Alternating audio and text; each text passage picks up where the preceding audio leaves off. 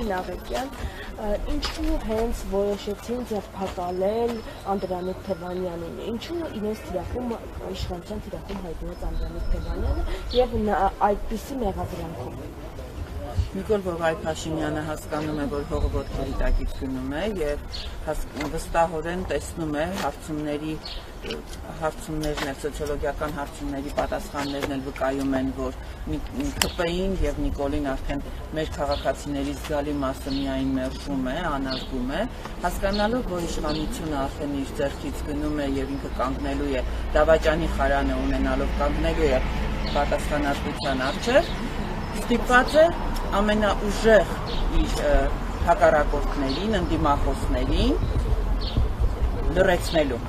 Որպեսզի լրացնի, նա ընտրում է հենց այն ճանապարհը, որը ժողովրդական ասացվածքն է հիշում։ Գողը առաջինն է գոռում, գողին բռնեք։ Դավաճանը այս պարագայում առաջինն է գոռում, պետական դավաճանին բռնեք։ Հայաստանի Հանրապետությունում կա մեկ պետական դավաճան, եւ այդ մեկ պետական դավաճանը Նիկոլ Բովայ Փաշինյանն է։ 2020 թվականից այս կողմ նոյեմբերի 9-ի կապիտուլյացիոն փաստաթուղթը ստորագրելուց հետո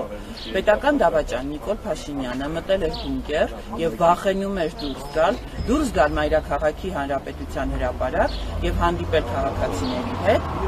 այն քաղաքացիների հետ, ում որ հենց նույն հրապարակում 2018 թվականին վստահեցնում էր, որ չի հանձնելու Արցախը, ճղճղում էր իր ճղճղան ձայնով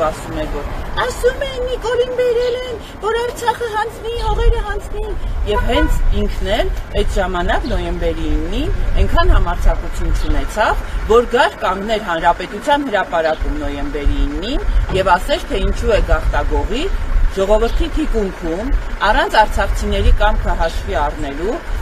առանց Հայաստանի Հանրապետության քաղաքացիների կամքը հաշվի առնելու Արցախ կապիտուլյացիոն համաձայնագիր ստորագրել։ Նույն բանը արեց արդեն Պրահայում հոկտեմբերի 6-ին, Արցախը ճանաչելով Ադրբեջանի կազմում, այն պարագայում, երբ որ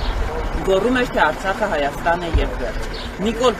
Բովայ Փաշինյանը ինքը պետական դավաճան լինելով, հստակ տեսնելով, որ Անդրանիկ Թևանյանը գիտական մարդ, գիտնական մարդ, գիտական ուղեղ ունեցող մարդ, տնտեսագիտության գիտությունների դոկտոր պրոֆեսոր, հստակ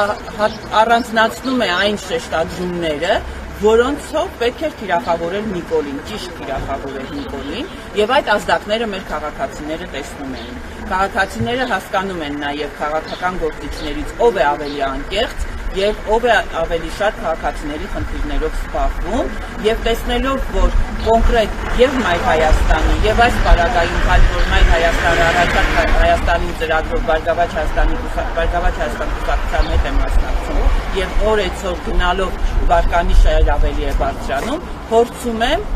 վարկաբեկել եւ քաղաքական ամենահզոր ընդդիմախոսներից մեկին եւս լրացնել։ Սա խոսում է Նիկոլ Փաշինյանի վախերի մասին, ավելի ճիշտ Նիկոլ Փաշինյանի տերերի, Էրդողանի եւ Ալիևի վախերի մասին։ Նրանք հասկանում են, որ չունենալով Նիկոլին չեն կարողանալու Հայաստանը դարձնել արևմտյան Ադրբեջան։ Եվ Նիկոլին պահում են թուրքերը, Նիկոլը ունի ադրբեջանական աջակցություն, Նիկոլը փորձում է մանիպուլյացիոն հնարքներով քաղաքացիներին ներկայանալ շանտաժի եւ ագրեսիվ լեզվով, այսինքն ժողովուրդը կարծես թե կրկեսի սիրահար լինի։ Մենք պետք է նաեւ արձանագրենք, որ Նիկոլ Փաշինյանը ժողովրդի քաղաքացիների, ընտրողների հետ հանդիպումներում չի ներկայացնում որևէ ծրագիր, չունի 2018-ից այս կողմ արած այնպիսի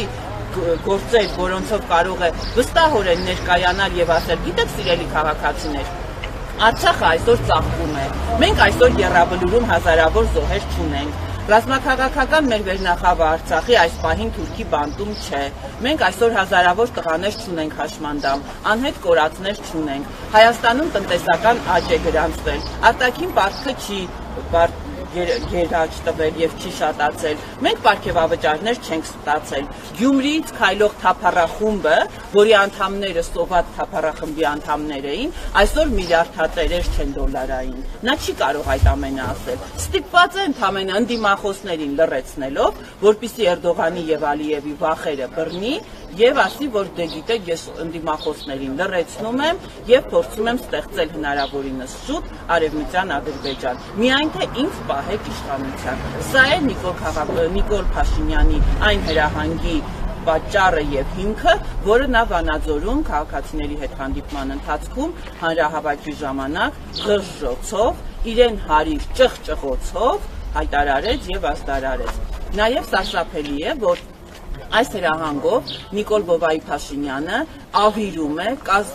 կազմաքանդում է իրավական պետությունը։ Իրավական պետությունում որևէ մեկը, թեկուզ երկրում ղեկավար նշանակվածը, իրավունք չունի իրավապահ համակարգին տալ հրահանգներ, այն էլ ապօրինի հրահանգներ,